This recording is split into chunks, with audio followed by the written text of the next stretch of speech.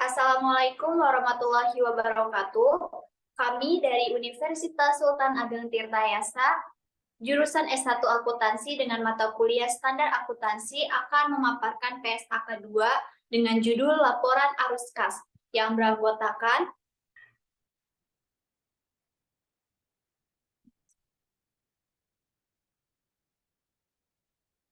Siti Latifah, Intan Asyawati, Clarissa Bunga Lestari, dan Devani Hasna Lutfia. Dengan topik yang akan kami bahas, yang pertama definisi kas, dua penyajian laporan arus kas, ketiga manfaat laporan arus kas, keempat pelaporan arus kas, kelima pelaporan arus kas atas dasar neto, keenam arus kas dalam valuta asing, ketujuh transaksi non kas, dan yang terakhir contoh ilustratif. Baik, langsung saja materi yang pertama akan disampaikan oleh rekan saya. Padanya disilakan. Baik, yang pertama yaitu ada definisi arus kas. Berikut ini dalam PSAK 6 terdapat beberapa pengertian yang digunakan dalam pernyataan. Yang pertama yaitu ada aktivitas investasi. Aktivitas investasi adalah perolehan dan pelepasan aset jangka panjang, serta investasi lain yang tidak termasuk ke dalam setara kas. Selanjutnya yaitu ada aktivitas operasi, yang merupakan aktivitas penghasil utama pendapatan entitas dan aktivitas lain yang bukan merupakan aktivitas investasi dan aktivitas pendanaan. Yang ketiga yaitu ada aktivitas pendanaan, merupakan aktivitas yang mengakibatkan perubahan dalam jumlah serta komposisi kontribusi ekuitas dan peminjaman entitas. Yang keempat yaitu ada arus kas, merupakan arus masuk dan arus keluar kas dan setara kas. Yang kelima yaitu kas. Kas ini terdiri atas saldo kas dan juga rekening giro. Dan yang terakhir, setara kas merupakan investasi yang sifatnya sangat liquid, berjangka pendek, yang dengan cepat dapat segera dikonversikan menjadi kas dalam jumlah yang dapat ditentukan dan memiliki resiko perubahan nilai yang tidak signifikan. Informasi arus kas entitas berguna sebagai dasar untuk menilai kemampuan entitas dalam menghasilkan kas dan setara kas, serta dapat menilai kebutuhan kas entitas untuk menggunakan arus kas tersebut. Next. Selanjutnya yaitu ada penyajian laporan arus kas. Penyajian laporan arus kas ini terdapat pada PSAK 10, yaitu laporan arus kas melaporkan arus kas selama periode tertentu dan diklasifikasikan menurut aktivitas operasi, aktivitas investasi, dan aktivitas pendanaan. Penyajian ketiga aktivitas tersebut dengan cara yang paling sesuai dengan bisnisnya, serta suatu transaksi tunggal dapat diidentifikasikan ke dalam lebih dari satu aktivitas, misal pelunasan pinjaman dan bunganya, serta pendanaan dan operasi.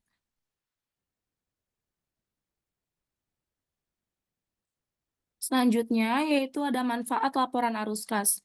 Yang pertama, yaitu memberikan informasi untuk kemungkinan memperbaiki atau mengevaluasi perubahan dalam aset bersih entitas dan struktur keuangannya. Yang kedua, memberikan informasi tentang kemampuan entitas dari suatu perusahaan untuk menghasilkan arus kas di masa yang akan datang. Yang ketiga, untuk mengetahui kemampuan perusahaan dalam membayarkan dividen dan melaksanakan kewajibannya, serta membayar upah karyawan. Dan yang terakhir, yaitu mengukur keberhasilan sebuah perusahaan.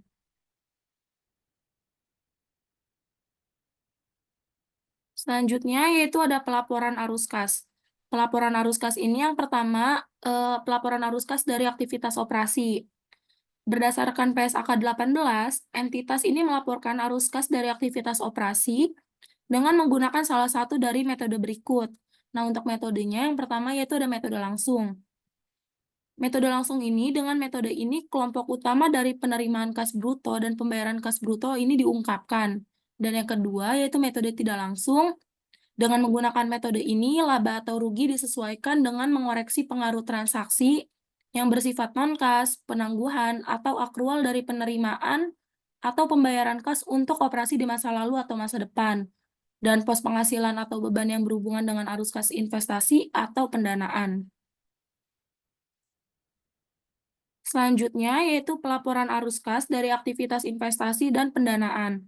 Terdapat pada PSAK 21, Entitas melaporkan secara terpisah kelompok utama penerimaan kas bruto dan pembayaran kas bruto yang timbul dari aktivitas investasi dan pendanaan, kecuali arus kas yang dideskripsikan dalam paragraf 22 dan 24 dilaporkan atas dasar arus kas neto. Nah, untuk yang pertama yaitu ada pelaporan arus kas dari aktivitas investasi. Itu merupakan masuk dan keluarnya aktivitas perusahaan dalam periode tertentu. Aktivitas yang bergabung dalam arus kas investasi adalah penjualan dan pembelian aset tetap, penyertaan saham, hingga bentuk investasi lainnya. Yang ketiga, ya, dan yang terakhir itu ada arus kas pendanaan. Arus kas pendanaan merupakan laporan yang terkait dengan aktivitas pendanaan perusahaan, seperti pengurangan dan penambahan modal.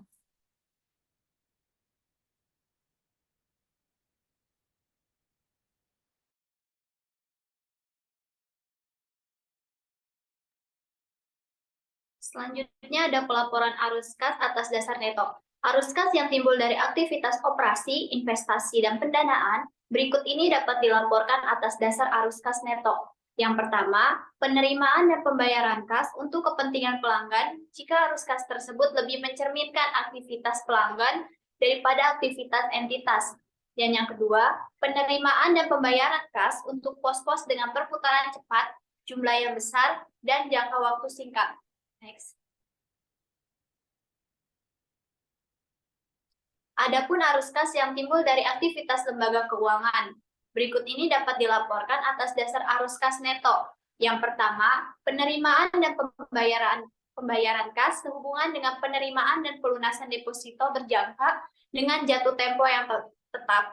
Yang kedua, penempatan dan penarikan deposito pada dan dari lembaga keuangan lainnya. Dan yang terakhir, pemberian dan pelunasan uang muka dan pinjaman yang diberikan kepada nasabah. Next. Selanjutnya, arus kas dalam valuta asing. Arus kas yang timbul dari transaksi valuta asing dicatat dalam mata uang fungsional. Entitas dengan mengalihkan jumlah valuta asing tersebut dengan kurs antara mata uang fungsional dengan valuta asing pada tanggal transaksi arus kas. Arus kas entitas anak di luar negeri dijabarkan berdasarkan kurs antara mata uang fungsional dengan valuta asing pada tanggal transaksi arus kas.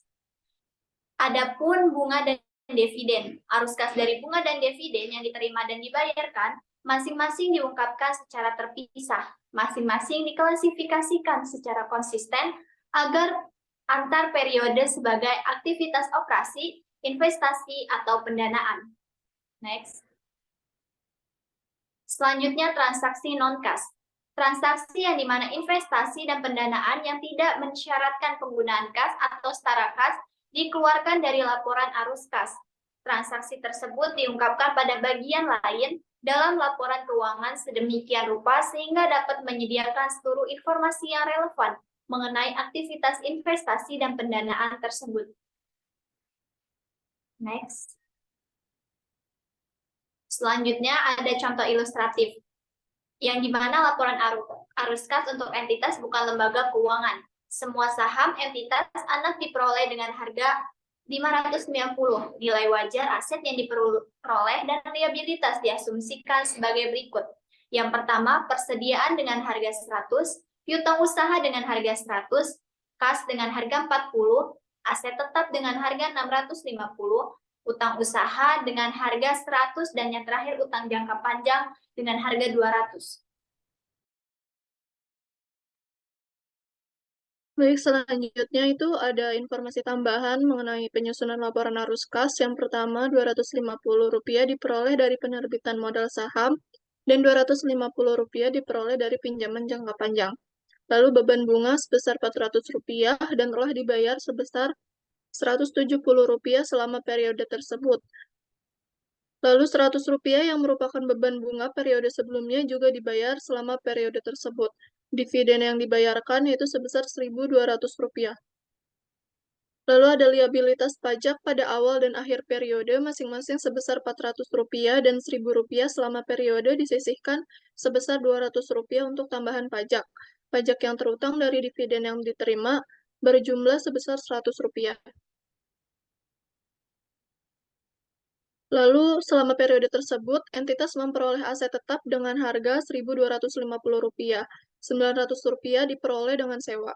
Lalu pembayaran kasnya sebesar Rp350 untuk pembelian aset tetap. Selanjutnya ada pabrik dengan nilai buku sebesar Rp80 dan akumulasi penyusutan sebesar Rp60 dijual dengan harga sebesar Rp20. Yang terakhir yaitu ada piutang usaha pada akhir 2000X2 termasuk bunga piutang sebesar Rp100. Lalu di sini ada laporan arus kas untuk entitas bukan lembaga keuangan. Yang pertama itu ada laporan laba rugi dan penghasilan komprehensif lain konsolidasian untuk periode yang berakhir 2000X2. Di sini terdapat akun pendapatan, beban pokok penjualan, laba bruto, beban penyusutan, beban administrasi dan penjualan, beban bunga, penghasilan investasi, kerugian selisih kurs, laba sebelum pajak, pajak penghasilan, dan laba neto. Lalu untuk laporan posisi keuangan konsolidasian pada akhir tahun 2000X2 yaitu terdapat akun aset, liabilitas, dan ekuitas. Aset sendiri yaitu terdiri dari kas dan setara kas, piutang usaha, persediaan, investasi portofolio, aset tetap, akumulasi penyusutan, aset tetap neto, lalu total aset. Dan di liabilitas sendiri terdapat akun utang usaha, utang bunga, utang pajak penghasilan, utang jangka panjang, dan total liabilitas. Yang terakhir yaitu pada ekuitas terdapat akun modal saham, saldo laba, total ekuitas, dan total liabilitas dan ekuitas.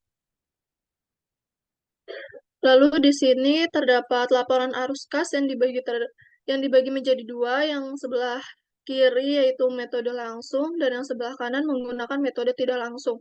Untuk perbedaannya sendiri itu terdapat di arus kas dari aktivitas operasi. Untuk yang metode langsung, pada arus kas dari aktivitas operasi itu terdapat akun penerimaan kas dari pelanggan, pembayaran kas kepada pemasok dan karyawan, kas yang dihasilkan dari operasi, pembayaran bunga, pembayaran pajak penghasilan, dan kas neto dari aktivitas operasi. Untuk yang menggunakan metode tidak langsung sendiri, pada arus kas dari aktivitas operasinya terdiri dari akun laba sebelum pajak, lalu ada penyesuaian untuk penyusutan, kerugian selisih kurs, penghasilan investasi, beban bunga, kenaikan piutang usaha dan piutang lain, penurunan persediaan, dan penurunan utang usaha. Lalu juga ada akun kas yang dihasilkan dari operasi, pembayaran bunga, pembayaran pajak penghasilan, dan kas neto dari aktivitas operasi. Untuk akun dari arus kas aktivitas investasi masih sama, dan arus kas dari aktivitas pendanaan juga sama. Lalu di akhir dari laporan terdiri dari kenaikan neto kas dan setara kas dan setara kas pada awal periode, dan kas dan setara kas pada akhir periode. Untuk contoh ilustratif yang kedua, yaitu ada catatan atas laporan arus kas menggunakan metode langsung dan tidak langsung. Yang pertama, perolehan pengendalian atas entitas anak. Selama periode ini, kelompok memperoleh pengendalian atas entitas anak X. Nilai wajar yang diperoleh dan liabilitas yang diambil alih adalah sebagai berikut. Yang pertama itu ada kas sebesar Rp40, persediaan Rp100, piutang usaha Rp100, aset tetap Rp650, utang usaha minus Rp100, utang jangka panjang minus Rp200, dengan total harga belinya yaitu sebesar Rp590, dikurangi dengan kas dari akuisisi entitas anak X sebesar Rp40. Lalu arus kas neto untuk memperoleh pengendalian yaitu sebesar Rp550.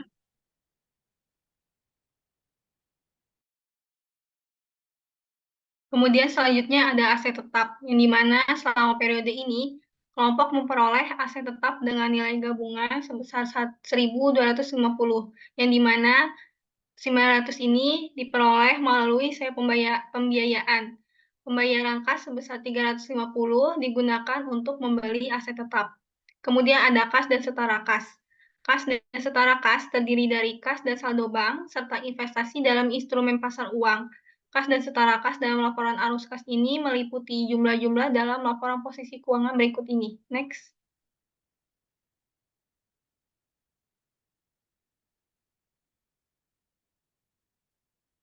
Di sini ada 2000X2 dan 2000X1. Kas dan saldo banknya 40 di 20x2, sedangkan 20x1-nya kas dan saldo bank yaitu 25 perak. Investasi jangka pendeknya yaitu sebesar 1.190, sedangkan 20x1 yaitu 135. Kemudian kas dan setara kas yang dilaporkan sebelumnya 20x2 sebesar 230 perak, sedangkan 20x1 sebesar 160 perak. Kemudian dampak perubahan kurs valuta di 20x2 itu tidak ada, sedangkan 20x1 yaitu sebesar 40. Kemudian kas dan setara kas dinyatakan kembali yaitu sebesar 230, pada tahun 20x1 sebesar 120. Next. Kemudian di sini ada informasi segmen, yang dimana di sini terbagi jadi 3 segmen, yang ada segmen A, segmen B, dan segmen C. Di sini ada aktivitas operasi segmen A sebesar 1.520, segmen B minus 140, segmen C 1.380. Sedangkan aktivitas investasinya segmen A minus 640, segmen B 160, segmen C 480. Kemudian di sini ada aktivitas pendanaannya. Segmen A sebesar minus 570, segmen B itu minus 220, sedangkan segmen C minus 790. Kemudian totalnya adalah segmen A sebesar 310, segmen B 200, dan segmen C 110. Next. Kemudian di sini ada alternatif penyajian atau metode tidak langsungnya. Sebagai alternatifnya dalam laporan arus dengan metode tidak langsung, laba operasi sebelum perubahan modal kerja kadang-kadang disajikan sebagai berikut. Yang pertama ada pendapatan di luar penghasilan investasi sebesar 30.650. Kemudian ada biaya operasi di luar penyusutan sebesar 26.910. Kemudian laba operasi sebelum perubahan modal kerjanya ini hasilnya sebesar 3.740. Next. Kemudian di sini ada laporan arus kas untuk lembaga keuangan, yang dimana terdiri dari arus kas dari aktivitas operasi, arus kas dari aktivitas investasi, dan juga arus kas dari aktivitas pendanaan, tetapi isinya berbeda, di mana arus kas dari aktivitas operasi ini terdiri dari penerimaan bunga dan komisi, pembayaran bunga, pembayaran piutang yang sebelumnya telah dihapus, pembayaran kas kepada karyawan dan pemasok. Kemudian di sini juga ada kenaikan penurunan dalam aset operasi, yang dimana ada dana jangka pendek, deposito yang dimiliki untuk tujuan pengendalian moneter, kemudian ada dana uang muka kepada pelanggan, kemudian ada kenaikan bersih piutang kartu kredit, dan juga efek jangka pendek lainnya yang diperjualbelikan. Kemudian ada kenaikan atau penurunan dalam liabilitas operasi, yang terdiri dari deposito dari pelanggan, sertifikat deposito yang dijualbelikan, kas neto dari aktivitas operasi sebelum pajak penghasilan, kemudian ada pajak penghasilan, dan kas neto dari aktivitas operasinya. Dan totalnya itu adalah 3.340. Kemudian akun dari arus kas dari aktivitas investasinya adalah pelepasan entitas anak Y, kemudian ada dividen yang diterima, kemudian ada bunga yang diterima, kemudian ada hasil penjualan efek yang tidak diperjualbelikan, kemudian ada pembelian efek yang tidak diperjualbelikan, kemudian ada pembelian aset tetap, dan hasil dari kas neto dari aktivitas investasi adalah 650. Kemudian di sini ada arus kas dari aktivitas pendanaan, yang dimana akunnya terdiri dari penerbitan modal pinjaman, penerbitan saham preferen oleh entitas anak, kemudian ada pelunasan pinjaman jangka panjang, kemudian ada penurunan neto pinjaman lain, kemudian ada pembayaran dividen, yang dimana hasil dari kas neto dari aktivitas pendanaan sebesar 200. Kemudian ada pengaruh perubahan kurs mata uang pada kas dan setara kas adalah 600. Kemudian kenaikan neto kas dan setara kas adalah 4.790, kas dan setara kas pada awal periodenya adalah 4.050. Kemudian kas dan setara kas pada akhir periodenya adalah 8.840.